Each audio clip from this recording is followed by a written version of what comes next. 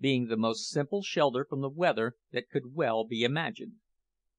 Within these and around them were groups of natives, men, women, and children, who all stood up to gaze at us as we marched along, followed by the party of men whom the chief had sent to escort us.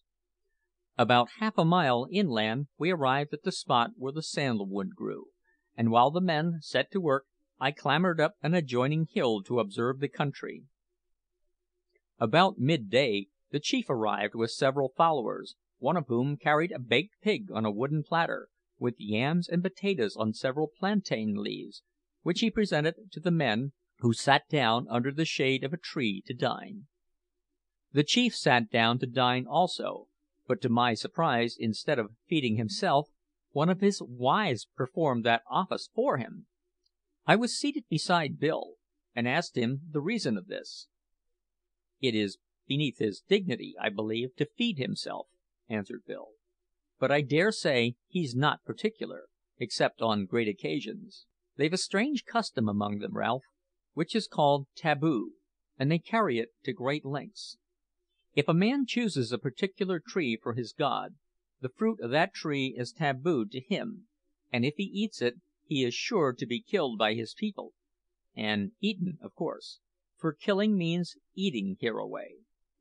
Then you see that great mop o' hair on the chief's head? Well, he has a lot of barbers to keep it in order, and it's a law that whoever touches the head of a living chief, or the body of a dead one, his hands are tabooed. So in that way the barbers' hands are always tabooed, and they daren't use them for their lives, but have to be fed like big babies, as they are, sure enough." "That's odd, Bill.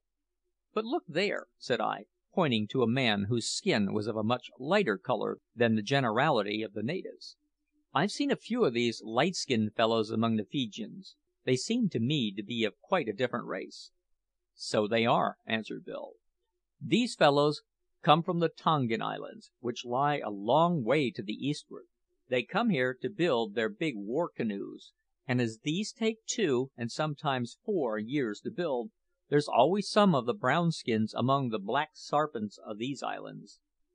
"By the way, Bill," said I, "your mentioning serpents reminds me that I have not seen a reptile of any kind since I came to this part of the world." "No more there are any," said Bill, "if ye except the niggers themselves. There's none on the islands but a lizard or two, and some sick harmless things, but I never seed any myself. If there's none on the land, however, there's more than enough in the water, and that reminds me of a wonderful brute they have here. But come, I'll show it to you." So saying, Bill arose, and leaving the men still busy with the baked pig, led me into the forest. After proceeding a short distance, we came upon a small pond of stagnant water. A native lad had followed us, to whom we called and beckoned him to come to us.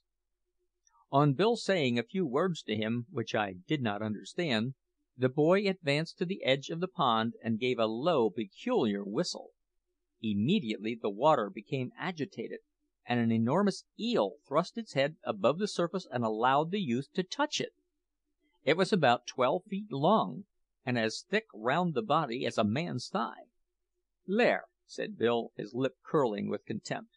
"What d'ye think of that for a god, Ralph? This is one of their gods, and it has been fed with dozens of living babies already.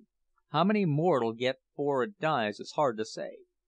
"Babies!" said I with an incredulous look. "Ay, babies," returned Bill. "Your soft-hearted folks at home would say, `Oh, horrible! Impossible!' to that, and then go away as comfortable and unconcerned as if their sayin' `horrible,' `impossible,' had made it alive. But I tell you, Ralph, it's a fact. I've seed it with my own eyes the last time I was here, and mayhap you'll see it too. They don't feed it regularly with livin' babies, but they give it one now and then as a treat." "Bah, you brute!" cried Bill in disgust, giving the reptile a kick on the snout with his heavy boot that sent it sweltering back in agony into its loathsome pool. I thought it lucky for Bill, indeed for all of us, that the native youth's back happened to be turned at the time, for I am certain that if the poor savages had come to know that we had so rudely handled their god, we should have had to fight our way back to the ship. As we retraced our steps, I questioned my companion further on this subject. "How comes it, Bill, that the mothers allow such a dreadful thing to be done?" "Allow it? The mothers do it! It seems to me that there's nothin' too fiendish or diabolical for these people to do. Why, in some of the islands they have an institution called the Arrowee, and the persons connected with that body are ready for any wickedness that mortal men can devise. In fact, they stick at nothin', and one of their customs is to murder their infants the moment they are born. The mothers agree to it, and the fathers do it; and the mildest ways they have of murderin' them is by sticking them through the body with sharp splinters of bamboo, strangling them with their thumbs, or burying them alive and stamping them to death while under the sod." I felt sick at heart while my companion recited these horrors.